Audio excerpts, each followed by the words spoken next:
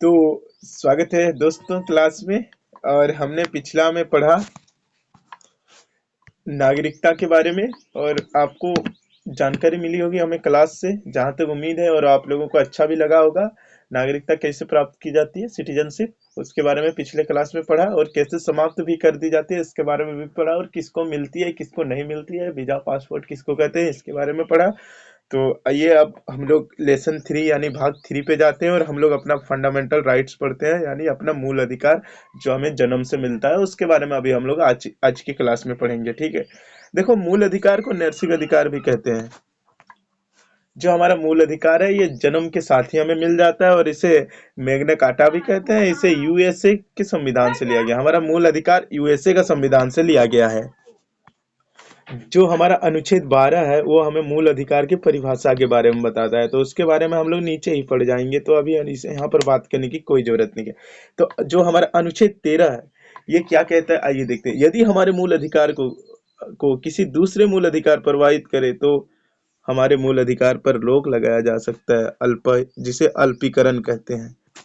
देखो, यहाँ पर कहने का तात्पर्य है कि यदि आपके मूल अधिकार किसी और के अधिकारों को प्रभावित करता है, तो वहां पर आपका मूल अधिकार काम नहीं करेगा भाई साहब। वहां पर वो आपको, उस पे आपको रोक लगाया जाएगा।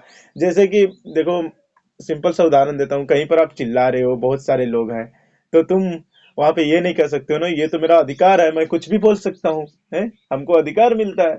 लेकिन भाई साहब, तुम ये भी तो देखो, तुम्हारे उस अधिकार के कारण किसी दूसरे का डिस्टर्ब ना हो। देखिए, कहीं क्लास में बैठे हुए हो, ठीक है, तो वहां पे तुम चिल्ला रहे हो, तो वो तुम चिल्ला नहीं सकते ना, क्योंकि वो दूसरों का भी तो अधिकार है, जो सर पढ़ा रहा है वो सुनने का है। और ऐसे की है कि मेरा अधिकार है, मैं तो चिल्लाऊंगा ही, ऐसा नहीं कर सकते। तो ये चीज है, अगर तुम, तेरे मूल अधिकार के कारण किसी दूसरे के अधिकार पर कोई भी ठेस, या फिर दूसरे के अधिकार पर कोई कोई भी ठेस पहुंचती है, तो वहां पे तुम्हारा मूल अधिकार रोक लिया जाएगा। इसलिए तो देखो, बड़े बड़े शहरों में वहां पे बड़े बड़े साउंड बॉक्स वगैरह अलाउड नहीं होती, क्योंकि उससे दूसरे को परेशानी होती है। क्योंकि बहुत सारे लोग रात को स्टडी वगैरह करते हैं, तो उन लोगों को परेशानी होती है। इसीलिए बहुत सारे शहरों में, बड़े बड़े शहरों में, वहां पर बड़े बड़े बॉक्स अलाउड नहीं रहते हैं। तो वही चीज है। नहीं तो कोई भी बोल सकता है, भाई मेरा अधिकार है, मैं करूंगा। नहीं भाई, ऐसा नहीं। हमारा संविधान 13 जो सॉरी, संविधान का अनुच्छेद 13 कहता है कि अगर आपके मूल अधिकार किसी को प्रभावित करते हैं, तो आपके मूल अधिकार पर रोक लिया जाएगा। ठीक है। इसीलिए इसे अल्पीकरण भी कहते हैं, अल्पीकरण भी कहते हैं। अभी हम लोग समानता का अधिकार पढ़ेंगे, अनुच्छेद 14 से 18 पर, जिसे समता और समता का अधिकार भी कहते हैं।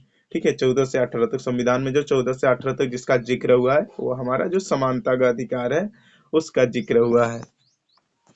देखो, अनुच्छेद 14 जो हमारा कहता है, विधि के समक्ष समानता, अर्थात कानून के सामने सब समान हो। क्या राजा क्या प्रजा, यहाँ तो सब समान है। ये वाली आपने लाइन नहीं सुनी है होगी, पर सुनी होगी फिर भी, यही चीज है। देखो, कानून के सामने सब बराबर हैं, लोग कहते हैं ना। तो ये हमारा कितना, अनुच्छेद 14 कहता है संविधान का। यह व्यवस्था ब्रिटेन से ली गई है। ये जो व्यवस्था है ब्रिटेन से ली गई है, लेकिन जो इसको संरक्षण करता है, देखो हर बात के दो पहलू होता है ना। तो जो इसको संरक्षण करता है, वो चीज हमें कहाँ से ली गई है, वो चीज हमें ली गई है अमेरिका से ली गई है। अब देखो, अनुच्छेद 15 क्या कहता है, जाति, लिंग, जन्म स्थान के आधार पर सार्वजनिक स्थान, सरकारी स्थान पर भेदभाव नहीं किया जाएगा। देखो, जो हमारा स्कूल हो गया, फिर या फिर मंदिर हो गया, इस सब में आप बड़े जात के हो तो आप इधर बैठोगे, छोटे जात के हो तो आप इधर बैठो। खैर, आजकल गांव में फिर भी थोड़ा बहुत होता है। इस स्कूल में नहीं होता है, पर मंदिर वगैरह में थोड़ा बहुत होता है, जैसा लगता है। शायद नहीं है, होता होगा, मेरे को जहां तक लगता है। पर थोड़ा बहुत कहीं कहीं तो चलता है, ये चीज चलता है, पूरी तरह खत्म नहीं हुई है। पर संविधान हमारा कहता है, जाति, धर्म, लिंग, जन्म स्थान के आधार पर सार्वजनिक स्थान पर भेदभाव नहीं किया जाएगा। ये हमारा कितना कहता है, संविधान 15 कहता है। तो इस ये अनुच्छेद, सॉरी, संविधान बोल रहे हैं यार, क्या क्या बोल देते हैं, ज्यादा मतलब पता नहीं चलता है ना। तो अनुच्छेद 15 ये हमें अधिकार देता है कि आप किसी से कोई भी प्रकार का भेदभाव नहीं कर सकते, या तो वो छोटी जाति का हो या फिर बड़ी जाति का। पहला बात तो, कोई जाति वाति को मानता ही नहीं है संविधान। ठीक है। ये तो बोलने की चीज है। अब देखो, अनुच्छेद 16 क्या कहता है, लोक निर्वाचन, सरकारी नौकरी की समानता। इसमें पिछड़े वर्ग के लिए कुछ समय आरक्षण की चर्चा की गई है। जो हमारा जो अनुच्छेद 16 है, ये लोक निर्वाचन यानी सरकारी नौकरी की समानता, सबको सरकारी नौकरी की समानता देता है। पर कुछ कुछ ऐसे, मतलब कुछ कुछ आरक्षण की चर्चा भी की गई। इसमें जो पिछड़े वर्ग हैं, जो लोग अभी थोड़ा फाइनेंशियली ठीक नहीं है, उनके लिए कुछ आरक्षण दिया गया है, ताकि वो लोग भी जो ऊंचे जाति या फिर जो बड़े लोग हैं उन लोग के बराबर में आ सके। देखो भाई साहब, ये आरक्षण जरूरी है। बहुत लोग मानते हैं कि आरक्षण जरूरी नहीं है, इसमें मतलब जो होते हैं निपुण लोग, कला शैली वाले लोग आगे नहीं आ पाते हैं। पर भाई साहब, आरक्षण जरूरी है, क्योंकि देखो भाई, सब लोग आजकल ऐसी चीज हो गई है ना, सब लोग पैसे के बिना पढ़ाई भी नहीं कर सकते। जो अच्छी यूनिवर्सिटी में पढ़ रहे हैं वो तो अच्छा आएगा ही, इस हिसाब इसके मतलब वो तो अच्छा जानेगा ही, अच्छा सीखेगा ही ना भाई, जो ज्यादा पैसा लगा के पढ़ रहा है। और जो बिना पैसा, मतलब ऐसे सरकारी स्कूलों में तो आपको हाल पता ही है, इस सब में पढ़ रहा है, तो वो लोग उतना आगे नहीं आ पाएंगे। इसीलिए सरकार ने आरक्षण सुविधा दिया है। देखो, जो अच्छा अच्छा से पढ़ेगा, अच्छा टीचरों से पढ़ेगा, अच्छा एक्सपीरियंस वाले लोगों से पढ़ेगा, जिसके पास अच्छी किताबें होगी, अच्छी सुविधा होगी, वो तो ज्यादा ही जानेगा ना। उसका कंपटीशन मतलब यहाँ गांव वाले बच्चे या फिर गरीब बच्चे तो नहीं कर सकते। जिसके पास अच्छा बुक, अच्छे मास्टर, अच्छे टीचर, सब कुछ सुविधा होगी, और बेचारा का गरीब के पास खाने के लिए रोटी नहीं होगी, तो वो लोग कैसे पढ़ पाएंगे। तो उसको आगे लाने के लिए सरकार, मतलब आगे नहीं लाना है, बल्कि बराबरी में लेके आने के लिए, बल्कि 100% ना आते, लेकिन 50% कम से कम बराबरी में लाने के लिए थोड़ी बहुत आरक्षण की व्यवस्था की है, जो कि मेरे हिसाब से तो बिल्कुल सही है भाई। जो नहीं मानते हैं उसकी अपनी वोट की, तो आरक्षण जरूरी है अभी, क्योंकि पूरी तरह से देश विकसित नहीं हुआ है। बहुत सारे लोग हैं अभी भी अनपढ़ गंवार हैं और पुरानी सोच रखते हैं, तो उन लोग को आगे लाने के लिए सरकार को आरक्षण अभी जरूरी है फिलहाल। ठीक है। और देखो, अनुच्छेद 17 हमारे संविधान का क्या कहता है, ये भी देख लो। अस्पृश्यता यानी छुआछूत का अंत। देखो, ऐसा होता था, छुआछूत क्या होता है थोड़ा बहुत हम बता देते हैं। जो छोटे जाति के लोग होते हैं, अगर वो लोग बड़े बड़े जाति के लोगों को अगर छू भी देते हैं, तो वो लोग नहाते थे, या फिर उन लोग के खाया हुआ बर्तन में नहीं खाते थे, या फिर उन लोग के साथ में नहीं बैठते थे, उन लोग के सामने नहीं जाते थे। ये सारी चीजों को जो अंत है, ये सारी चीजों का समाप्त करने का जो हम लोग को लिखा है, वो कितना, अनुच्छेद 17 में लिखा गया है। ठीक है, संविधान का अनुच्छेद 17 में कहता है कि ये सारी चीजें समाप्त होनी चाहिए, इसमें आप भेदभाव नहीं कर सकते। देखो, यहाँ पर अनुच्छेद 18 क्या कहता है, उपाधियों का अंत। जो कि उपाधि पहले से मिला हुआ था, जैसे कि ये राजा है, ये जो भी, ये मंत्री, ये फलाना ढिमकाना, जो पहले से थे, जिसके पापा राजा, उसका बेटा राजा, इसको ये मिलना चाहिए, ये सारी चीजों का अंत हम लोग का अनुच्छेद 18 कहता है। ठीक है, जो भी उपाधि मिली थी उसका अंत 18 कहता है। उसमें से कुछ है जो किंतु में शिक्षा, सुरक्षा तथा भारत रत्न, पद्म भूषण इत्यादि आप रख सकते हो। ये सारी जो उपाधियां हैं, ये सब आप रख सकते हो। और विदेशी उपाधियों उपाधियों को रखने के लिए पूर्व राष्ट्रपति से अनुमति लेनी पड़ती है। अगर आपको विदेश सरकार आपको कोई उपाधि देता है, मतलब आपको कोई पुरस्कार देता है, या फिर आपको कोई भी चीज देता है, तो कोई भी चीज नहीं, सॉरी, आपको उपाधि उपाधि मतलब वही प्राइज देता है, तो वो आप रखने के से पहले राष्ट्रपति से आपको अनुमति लेनी पड़ेगी। ये सारी चीजें, ये जो हमारे समानता का अधिकार है, ये सब देता है। ठीक है, जो 14 अनुच्छेद 14 से 18 तक वर्णन किया हुआ है, यहाँ पे हम लोग शॉर्ट में ही पढ़ेंगे, क्योंकि उतना विस्तार पढ़ेंगे जो हम लोग को जरूरत है वही बस जानेंगे। ठीक है, विस्तार पढ़ने के लिए आपको संविधान का बुक पढ़ना पड़ेगा। तो हम लोग 12 से 14 में पढ़े समानता का अधिकार, सबको समान अधिकार किस किस चीज में दिया गया है, ये सारी चीजें आपको अनुच्छेद 12 से 14 में पढ़ेंगे। और अगर आप स्वतंत्रता के अधिकार की बात करें, स्वतंत्रता की, तो ये हमको अनुच्छेद 19 से 22 तक पढ़ना पड़ेगा, संविधान का अनुच्छेद 19 से 22। तो आओ फिर शॉर्ट में हम लोग समझते हैं स्वतंत्रता का अधिकार कैसे, कौन चीज में स्वतंत्रता और किसमें क्या चीज में मिला है हम लोग को। देखो, अनुच्छेद 19 क्या कहता है। देखो, अनुच्छेद 19 आप लोग को दिख नहीं रहा, बोल्ड किया हुआ नहीं है, तो हम थोड़ा सा मार्क कर देते हैं। देखो, अनुच्छेद 19। ठीक है, इसमें आपको क्या क्या चीज की स्वतंत्रता दी है। देखो देखो, अनुच्छेद 19 में फर्स्ट में आपको अभिव्यक्ति का स्वतंत्रता, बोलने की स्वतंत्रता, झंडा लहराने, पुतला जलाने, आरटीआई तथा प्रेस की स्वतंत्रता, ये सारी चीज आपको फर्स्ट नंबर में मिलता है अनुच्छेद 19 के। ठीक है, अभिव्यक्ति मतलब आपको अपनी व्यक्तित्व की स्वतंत्रता, बोलने की स्वतंत्रता, आप निस्वार्थ होके कुछ भी बोल सकते हो, जिसमें किसी दूसरे को तकलीफ ना हो, आप हैरेस नहीं कर सकते पर बोल सकते हो। ठीक है, तो और झंडा लहराना, आप किसी के भी झंडा लहरा सकते हो, क्योंकि ये स्वतंत्र भारत है। ऐसा नहीं कि आप कोई भी पार्टी हो या फिर जो देश का प्रधानमंत्री, मुख्यमंत्री हो, उसी की जय जयकार करोगे ना। आप विपक्ष के भी कर सकते हो, उसका विरोध भी कर सकते हो। ठीक है, पुतला भी जला सकते हो आप, अगर निष्पक्ष भाव से किसी को किसी प्रकार की हानि ना पहुंचा के आप पुतला भी जला सकते हो। और आरटीआई, आरटीआई मतलब उसके कोई भी किसी की भी, मतलब कोई भी मंत्री या फिर किसी के भी ऊपर जांच आप करवा सकते हो, क्योंकि किसी भी कार्य के ऊपर आप जांच करवा सकते हो, आरटीआई भी करवा सकते हो। तथा प्रेस की स्वतंत्रता, आप अगर मीडिया हो, न्यूज रिपोर्टर हो या फिर नहीं हो, फिर जो है उसको, उस प्रेस और मीडिया को इन स्वतंत्रता स्वतंत्रता दी गई है। अब बिना हथियार सभा करने की स्वतंत्रता, आप बिना हथियार यानी हिंसक, बिना अहिंसक रूप से आप सब सभा कर सकते हो। सभा मतलब भाषण वगैरह ये सब कर सकते हो। ठीक है। संगठन बनाने की स्वतंत्रता, आप संगठन बना सकते हो, एकजुट हो सकते हो। कोई भी पार्टी संगठन, जैसे कि जैविक कैसे झारखंड में चल रहा है, ये एक पहले तो संगठन था, समिति था, अभी फिलहाल पार्टी जेकेएलएम बना है, वो अलग बात है।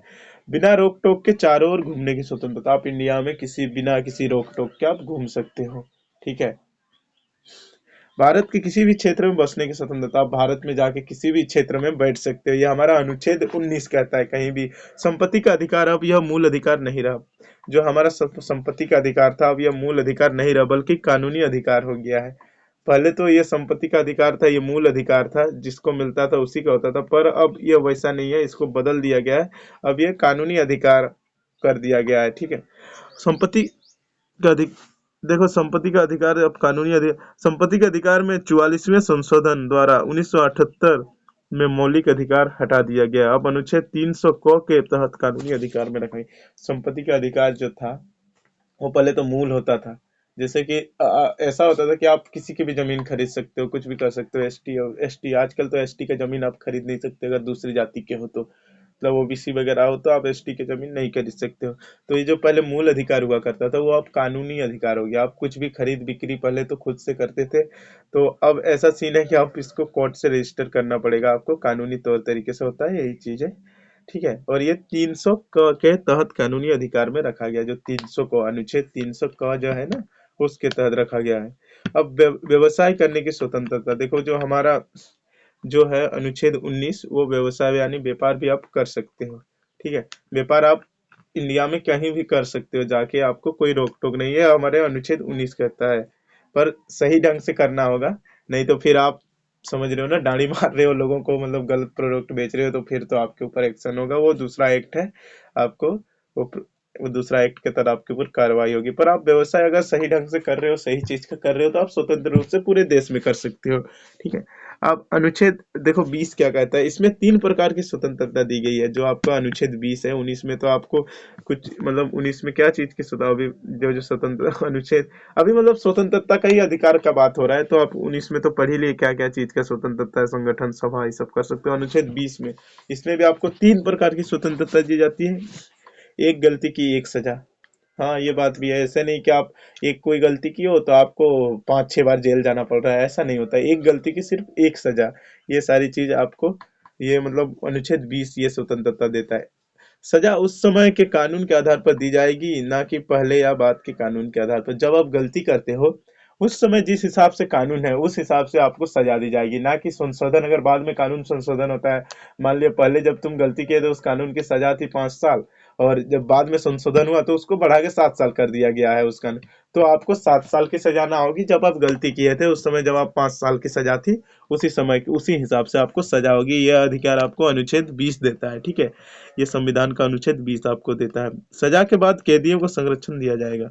आपको एक और मतलब वो मिलता है कि अगर आपकी सजा खत्म हो गई है, तो जो कैदी जो आप रहोगे, तो आपको संरक्षण दिया जाएगा पुलिस की तरफ से, या फिर जिसके भी तरफ जो सजा दिया है उसके तरफ से, वो तो अलग बात है, पुलिस ही नहीं, बहुत सारी चीज होती है, कोर्ट कोर्ट कचहरी सब। तो अनुच्छेद नोट, अब कुछ नोट देख लो। अनुच्छेद 20 के अनुसार जब तक किसी व्यक्ति का न्यायालय दोषी करार नहीं कर देती, तब तक उसे अपराधी नहीं माना जा सकता। हाँ भाई, ऑब्वियसली बात है। अनुच्छेद 20 में यह भी कहा है, अगर न्यायालय आप देखो, इल्जाम लगना अलग बात है और साबित होना अलग बात है। तो इल्जाम तो बहुतों के ऊपर लगते हैं भाई, देखा जाए तो भगवान के ऊपर भी बहुत सारे इल्जाम लगे थे, ऐसे इल्जाम लगाना लोगों का भी काम है। पर इल्जाम के हिसाब से आप अपराधी नहीं हो जाते। जब तक आपकी जो अपराध है वो साबित नहीं हो जाता कोर्ट में, तब तक आप अपराधी नहीं हो जाते। ये अधिकार आपको अनुच्छेद 20 देता है संविधान का। अब अनुच्छेद 21 की तरफ चलते हैं। इसमें प्राण एवं दैहिक स्वतंत्रता है। जान और शरीर का स्वतंत्रता अनुच्छेद 21 आपको देता है। ठीक है। इसी के कारण से अधिक धुआं देने वाले वाहन या बिना हेलमेट वाले व्यक्ति को पुलिस चालान करती है, काटती है। तो भाई साहब आप लोग सुन लो, ये बहुत इंपॉर्टेंट चीज है, ये देख लो भाई, क्यों आपको चालान किया जाता है, ये देख लो भाई। अनुच्छेद 21 के तहत आपको चालान किया जाता है। ठीक है। हाँ, इसमें प्राण एवं दैहिक स्वतंत्रता है, इसी कारण से अधिक धुआं देने वाला बाइक। इसमें जान की स्वतंत्रता है और शरीर का भी है। अगर आप दूसरे की जान की स्वतंत्रता की परवाह नहीं करोगे तो भाई साहब आपकी चालान हो जाएगी। इसमें अधिक धुआं देने वाले बिना हेलमेट वाले व्यक्ति को पुलिस चालान काटती है। ठीक है, इसीलिए ये आपके शरीर को बचाने के लिए आपको बिना हेलमेट वाले व्यक्ति को चालान किया जाता है, बोल रहा है। अनुच्छेद 21 में ही निजता का अधिकार अधिकार पर जोड़ दिया। और इसको भी, जो ये एक चालान वाला है, इसको अनुच्छेद 21 में निजता का अधिकार पर जोड़ दिया गया है। अब हमारी गोपनीय जानकारी को कोई उजागर नहीं कर सकता। और एक ये चीज भी है, और इसमें एक चीज और जोड़ा गया है, निजता का अधिकार, जिसमें आपकी जो गोपनीय जानकारी है, इसको कोई कोई उजागर नहीं कर सकता। जिससे आपकी कोई भी चीज, आप कहीं पर आधार कार्ड भी देते हो ना, कोई भी चीज कहीं पर भी जमा करते हो या फिर डालते हो, ये आपका निजता का अधिकार है। अगर आप उसको दिए हो तो वो उसको कोई भी सोशल मतलब सोशल साइट में डाल नहीं सकते या फिर सार्वजनिक नहीं कर सकता आपके बिना अनुमति के। ये अधिकार आपको अनुच्छेद 21 में ही मिलता है। जैसे बहुत सारे आजकल वीडियोस वगैरह भी वायरल हो रही है, देखते होंगे कि कोई पुलिस पकड़ लेती है तो उसको वीडियो बनाते हैं कि भाई साहब आपके पास हेलमेट नहीं है, आपके पास यो नहीं है। मतलब यो नहीं है वो चलो ठीक है, पर उसको आप चालान कीजिए ना, ना कि आप उसको वो नहीं कर सकते, वीडियो सोशल मीडिया पे डाल नहीं सकते। और उसकी मतलब आधार कार्ड वगैरह ये सब, कोई भी चीज आप, पर्सनल चीज उसकी, आप उसके बिना अनुमति के आप कहीं पर भी नहीं डाल सकते, पब्लिक प्लेटफॉर्म पे तो बिल्कुल नहीं डाल सकते। ये अधिकार आपको अनुच्छेद कौन देता है? अनुच्छेद अनुच्छेद कितना देता है रे ये अधिकार? निजता का अधिकार 21। 21 भाई साहब याद। अरे यार तुम लोग को तो याद ही नहीं था, हम तो ज्यादा मतलब बोलने के चक्कर में थोड़ा भूल जाते हैं, ठीक है, बोलते बोलते भूल जाते हैं। तो थोड़ा बहुत तुम लोग भी अपने हिसाब से जवाब कमेंट में दिया करो, ठीक है। अनुच्छेद 21 ये अधिकार देता है निजता की, आपकी पर्सनल चीज कोई भी आपके बिना नहीं कर सकता है, मतलब पब्लिक नहीं कर सकता है, गोपनीय जानकारी उजागर नहीं कर सकता है। नहीं तो उसके खिलाफ भी अनुच्छेद 21 के तहत कार्रवाई होगी। क्योंकि संविधान तोड़ने के कारण सबके ऊपर कार्रवाई होती है भाई, कोई भी रहे, चाहे सरकार का आदमी रहे या फिर पब्लिक रहे।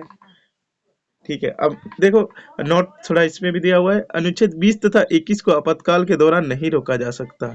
अगर आप कोई आपातकाल में हो तो आपको कोई नहीं रोक सकता। जैसे आप आपात अतः इसे सबसे शक्तिशाली मूल अधिकार कहते हैं। अतः इसे सबसे शक्तिशाली मूल अनुच्छेद 20 और 21 के तहत अगर आप आपातकाल में हो तो आपको कोई नहीं रोक सकता। जैसे कि आप कोई इमरजेंसी में हो और आपका कोई चेक चुक नहीं कर सकता, ये सब ठीक है। तो आपको आपातकाल के समय ये सारी छूट मिलती है, ठीक है। अब देखो अनुच्छेद 21, इसे 6 से 14 वर्ष के बच्चों को निःशुल्क प्राथमिक शिक्षा का अधिकार है।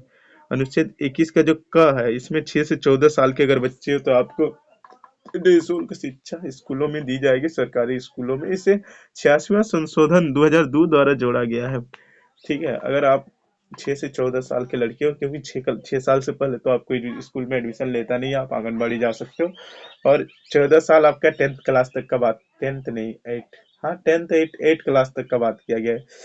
तो वहां तक आपको निःशुल्क नहीं, 10th तक का ही, क्योंकि 10th तक आपको निःशुल्क शिक्षा मिल सकती है, बोल रहा है। अरे यार ये पगला, आपको मूल अधिकार मिल मतलब सॉरी, आपको निःशुल्क शिक्षा मिल सकता है 6 से 14 साल के भीतर। और इसे 86वां संशोधन 2002 के द्वारा जोड़ा गया। और इसको कब जोड़ा गया? 86वां संशोधन 2002।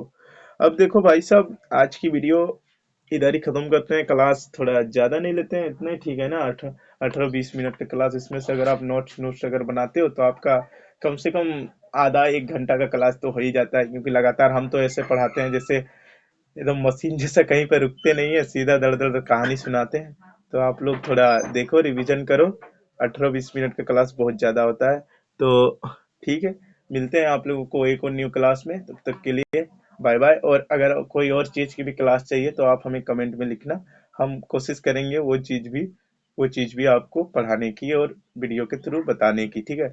वैसे हम बता पढ़ाने नहीं बोल सकते, क्योंकि हम जानकारी ही दे रहे हैं। पढ़ा एक जो समझ लो, ठीक है। मिलते हैं नेक्स्ट वीडियो में, तब तक के लिए बाय बाय।